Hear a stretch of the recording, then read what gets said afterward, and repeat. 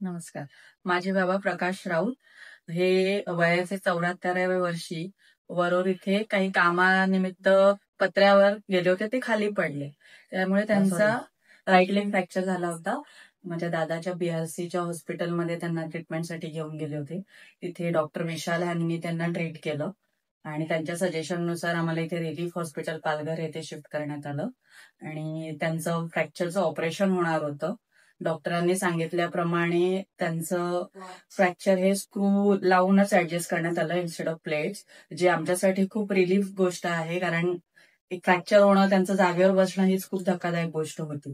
त्याच्यातून डॉक्टरांचा सपोर्ट आणि इथला स्टाफ ह्यांचा सगळ्यांचा पॉझिटिव्ह सपोर्ट यामुळे त्यांनी खूप छान रिकव्हर केलं आणि डॉक्टरांनाही अगदी पर्सनली पप्पांशी गप्पा मारून वगैरे त्यांच्या कलेने घेऊन हे ऑपरेशन सक्सेसफुली केलेलं आहे. त्याबद्दल मी डॉक्टर विशाल यांचे आभारी आहे.